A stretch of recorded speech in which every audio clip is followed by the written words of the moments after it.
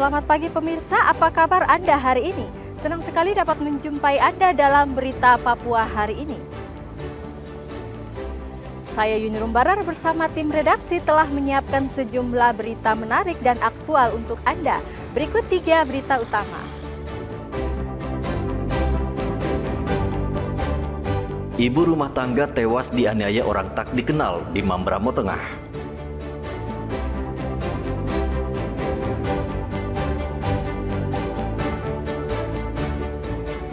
Bawa 20 paket ganja warga negara Papua Nugini diringkus polisi.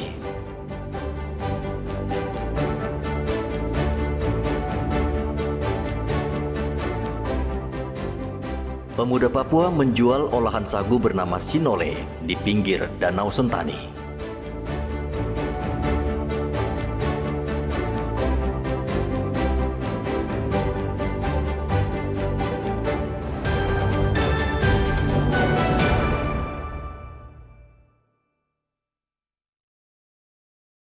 Kepolisian Resor Mamberamo Tengah saat ini tengah menyelidiki kasus pembunuhan yang menimpa seorang ibu rumah tangga bernama Sarifah. Sarifah ditemukan meninggal dunia dengan kondisi luka parah di Desa Saralema, Kabupaten Mamberamo Tengah pada hari Sabtu. Meski sempat dilarikan ke rumah sakit, nyawa korban tak tertolong. Polisi menduga korban dianiaya orang tak dikenal. Di lokasi kejadian, polisi menemukan barang bukti berupa sebilah pisau serta 2 unit ponsel milik korban. Tim penyidik dari Polres Mamberamo Tengah masih terus melakukan penyelidikan intensif atas kasus ini. Jenazah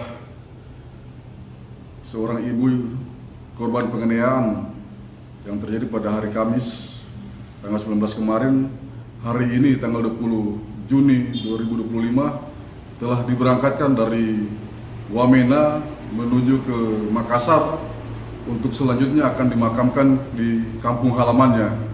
Sampai saat ini para pelaku masih dalam penyelidikan dan masih dalam proses pencarian oleh anggota Polres Mamberamo Tengah.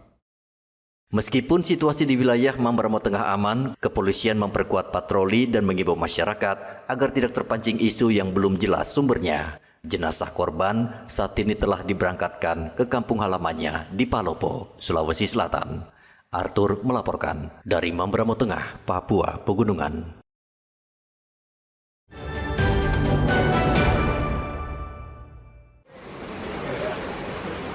Tim Opsnal Satuan Reserse Narkoba Polresta Jayapura Kota meringkus seorang warga negara asing asal Papua Nugini bersama 2 rekannya warga negara Indonesia karena membawa 20 paket ganja. Mereka ditangkap di Jalan Hanurata Holtekam, Kota Jayapura pada hari Sabtu.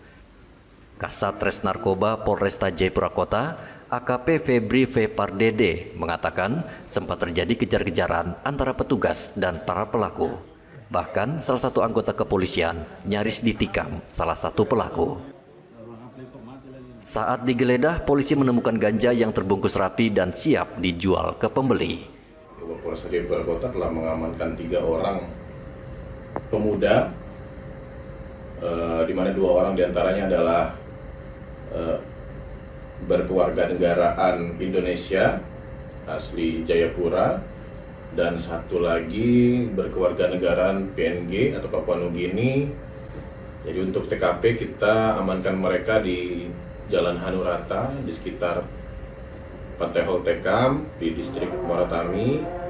Kemudian dari hasil penangkapan mereka, kami berhasil mengamankan 20 kantong sedang, kantong plastik bening ukuran sedang berisikan narkotika jenis ganja dengan berat kotor kurang lebih 500 gram. Saat ini ketiga pelaku dan barang bukti sudah berada di Mapolresta Jayapura Kota. Mereka akan menjalani pemeriksaan dan diancam hukuman penjara maksimal 12 tahun. Arthur melaporkan dari Kota Jayapura, Papua.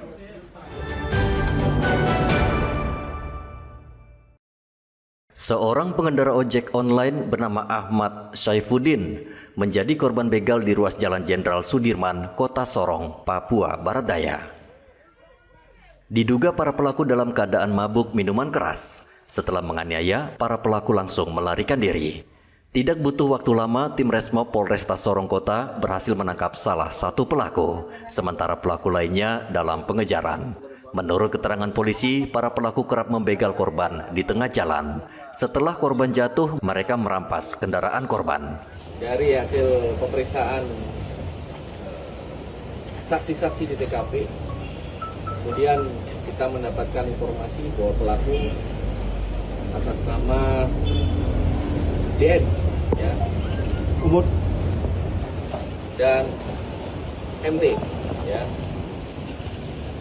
Kemudian kita laksanakan pengejaran dan kita amankan satu orang atas nama DN. Untuk umur kita masih belum mendapatkan identitas karena baru kita tangkap, ya. Polisi saat ini masih memeriksa pelaku di Mapolresta Sorong. Pelaku diancam hukuman penjara 7 tahun. Edi melaporkan dari Kota Sorong, Papua Barat Daya.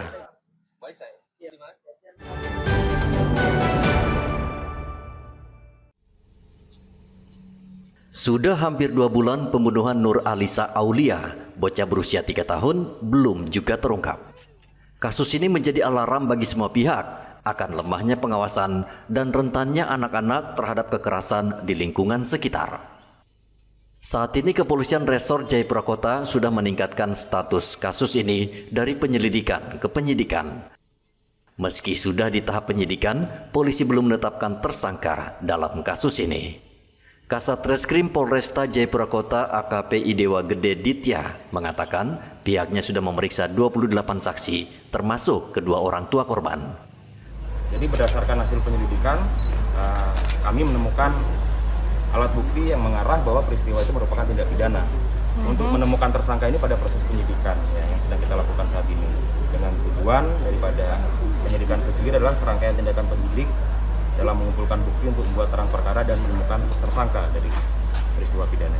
Jadi 28 orang saksi ini yang pasti orang terdekat, ya, dari keluarganya sendiri, keluarga korban, kemudian warga sekitar, tetangga, ya, dan juga pihak masyarakat yang turut mencari pada saat kejadian. Fokusnya ya pada saat hilangnya korban ini tanggal 30 Maret, kami fokuskan hingga pada saat penemuannya di tanggal 2 April saat itu. Jadi kami fokus, coba kami rangkai per satu hari ya kegiatan daripada saksi ini seperti apa saja. Nur Alisa Aulia, balita 3 tahun lebih, ditemukan tak bernyawa di dalam kolam yang hanya berjarak 200 meter dari rumahnya pada 2 April. Awalnya publik menduga korban tergelincir dan tenggelam, namun hasil otopsi di Rumah Sakit Bayangkara Jayapura mengungkap fakta menggemparkan. Ada luka akibat benda tajam dan lengan kiri korban dilaporkan terputus. Polisi saat ini masih bekerja keras untuk menemukan pembunuh korban, sebab ironisnya korban ditemukan tak jauh dari rumahnya hingga menimbulkan tanda tanya. Orang tua atau wali dan masyarakat secara umum perlu lebih peka dan waspada, bukan hanya saat anak hilang, tapi juga untuk mencegah kerentanan dari awal. Rianto Nai melaporkan dari Kota Jayapura, Papua.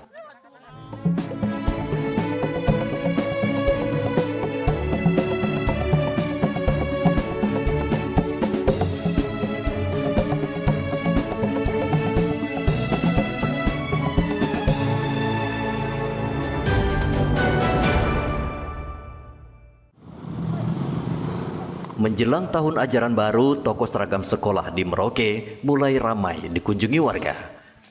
Penjual memanfaatkan waktu untuk meraup untung.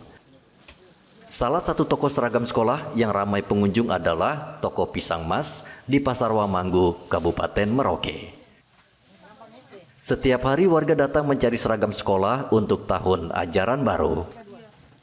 Sebagian besar pembeli mencari seragam untuk sekolah dasar dan sekolah menengah atas untuk siswa kelas 7 atau baru masuk sekolah. Meski ramai, penjual mengaku pendapatan mereka belum maksimal. Diperkirakan awal Juli nanti para pedagang baru bisa meraup untung besar. Ya, alhamdulillah sekarang sudah mulai ramai ya. Orang datang belanja pakai yang. Tapi ya ramai sekali belum.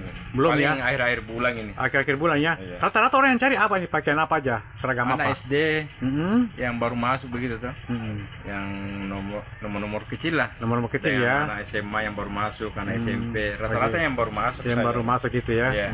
Kalau ada kenaikan tidak harga seragam Nggak sekarang? ada. Tidak. Ini masih harga 2 tahun lalu. 2 tahun lalu ya. Belum ada kenaikan.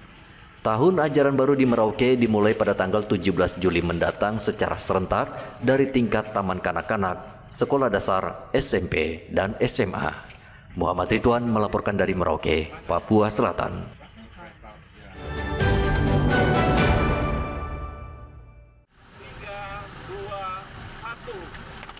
Puluhan kendaraan dengan hiasan Nusantara melintas dari kantor Bupati menuju ke titik nol di distrik Sota, perbatasan Papua Nugini.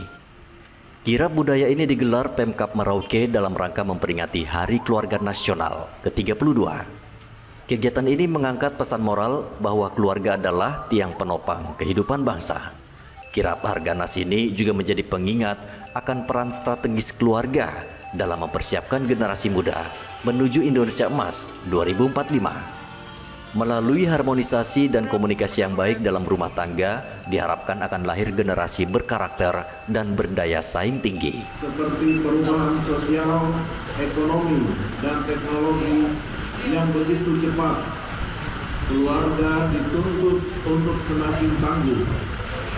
Maka melalui program-program yang diluncurkan oleh Kemenduk Bangga atau BKKBN, kita harapkan keluarga Indonesia, khususnya di Merauke, mampu menjadi benteng pertahanan sosial yang kokoh dan harmonis. Kegiatan kirap ini juga mengemban misi penting, yaitu sosialisasi perubahan nomenklatur BKKBN menjadi Kementerian Kependudukan dan Pembangunan Keluarga.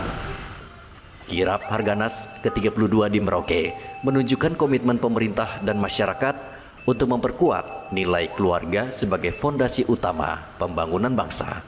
Muhammad Ridwan melaporkan dari Merauke, Papua Selatan.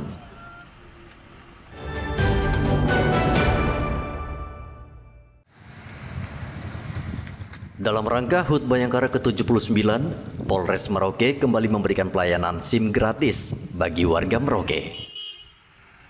Namun ada syaratnya bagi warga yang ingin mendapatkan SIM gratis, antara lain harus berumur 17 tahun, memiliki sertifikasi kesehatan jasmani, dan yang terpenting, lahir pada tanggal 1 Juli.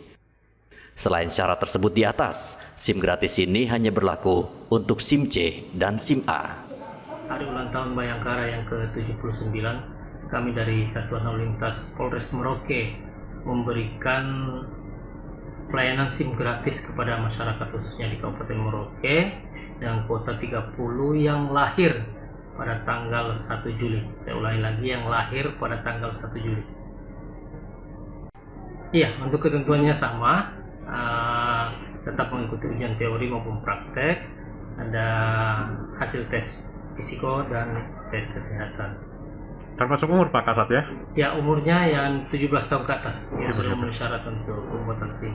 Oke. Ini berlaku untuk wilayah Kabupaten Merauke juga atau juga untuk 4 kabupaten lainnya? Jadi sebenarnya untuk seluruh wilayah hukum Polda Papua ya, masing-masing Polres mengadakan, untuk Merauke mengadakan, MAPI mengadakan, Asmat, Bovendigo mengadakan. Perhatikan kamera. Pelayanan SIM gratis ini hanya diperuntukkan bagi 30 orang. Warga bisa langsung mengurusnya di kantor Satlantas Polres Merauke yang terletak di Jalan Raya Mandala. Muhammad Ridwan melaporkan dari Merauke, Papua Selatan.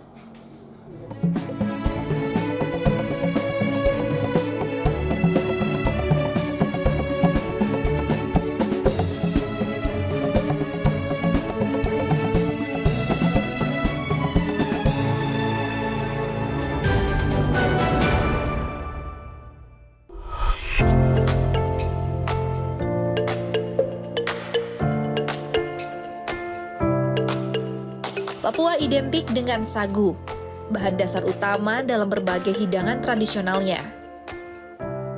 Pohon sagu tumbuh melimpah di wilayah ini, jauh melebihi jumlah ladang padi atau gandum.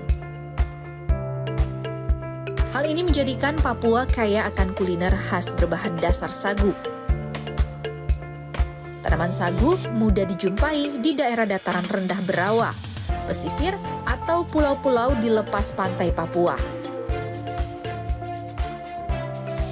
Sagu yang ada saat ini merupakan warisan nenek moyang, tumbuh alami tanpa pernah ditanam. Dahulu, sebelum mengenal beras sebagai makanan pokok, masyarakat Papua menjadikan sagu sebagai makanan utama. Hidangan sagu yang paling terkenal adalah papeda. Namun, papeda bukan satu-satunya hidangan khas Papua yang terbuat dari sagu. Ada pula makanan yang disebut sinole. Ya, sinole merupakan makanan berbahan dasar sagu yang banyak dikonsumsi oleh masyarakat Papua sebagai alternatif saat mereka bosan menyantap papeda. Pemuda Papua, Grace Krisanti Kanipa, melihat ini sebagai peluang usaha. Sehingga ia bersama rekannya menjual sinole di Sentani Timur, Kabupaten Jayapura, Provinsi Papua. Bermodal sebuah gerobak sederhana, Grace bersama dua rekannya menjajakan olahan sagu manis ini ke masyarakat. Di gerobak kuning ini, mereka berjualan sagu di pinggir Danau Sentani sejak sore hingga malam hari.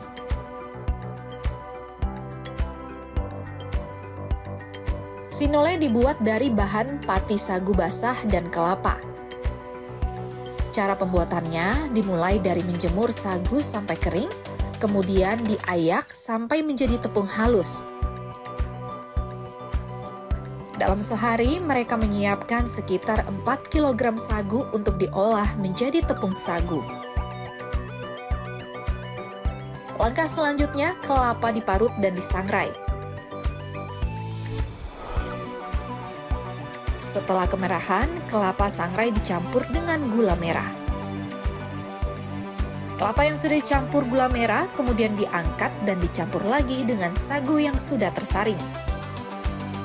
Setelah itu diaduk hingga merata.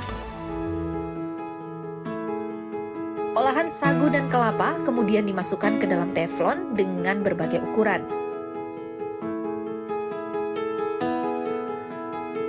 Ada yang ukuran bulatan kecil dan ada yang teflon biasa, sesuai permintaan konsumen.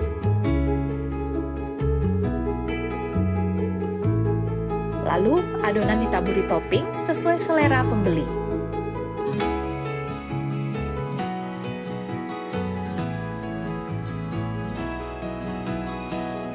Pilihannya adalah gula merah, keju, dan kacang. Kemudian ditutup lagi menggunakan adonan sagu dan kelapa. Setelah itu, adonan sagu dibakar dengan api sekitar 15 menit. Setelah dibalik dan berwarna merah, tandanya sinole siap disajikan.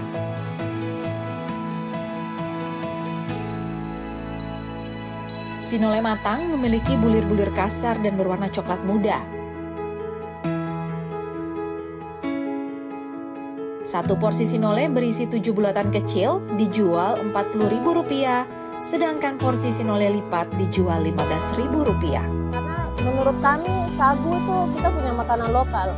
Dan banyak orang Papua yang sekarang tuh sudah melupakan makanan lokal gitu, makanan asal seperti sagu, ubi-ubian itu banyak orang Papua yang sudah lupa. Nah, jadi kami bergerak di situ supaya mau mengangkat makanan lokal begitu untuk lebih ke jenjang yang nasional tapi lebih ke internasional lagi begitu.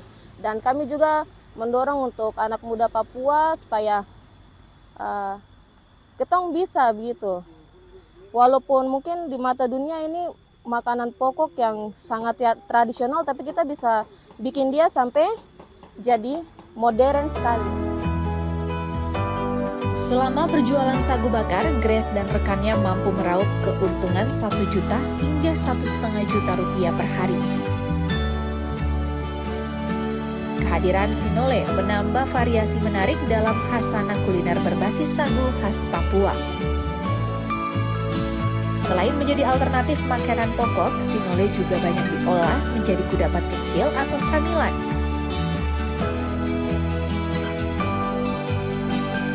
Menurut pelanggan, sinole ini perpaduan antara manis dan gurih dari kelapa dengan tekstur lembut dari tepung sagu. Ya, selain tempatnya sangat bagus buat kita melihat sunset, di sini juga ada yang menjual sagu bakar. Seperti kita tahu sendiri, sagu bakar itu adalah pangan lokal dari kota Jayapura, Papua. Dan ini enak sekali rasanya.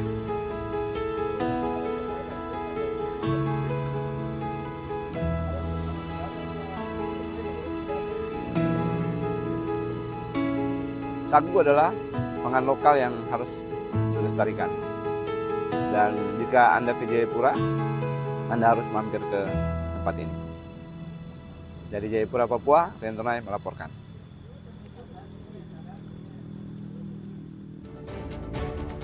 Informasi tadi sekaligus menutup jumpa kita dalam berita Papua hari ini. Saya Yuni Rumbarar dan tim redaksi yang bertugas mengucapkan terima kasih atas perhatian Anda. Selamat pagi dan sampai jumpa Wanyanti.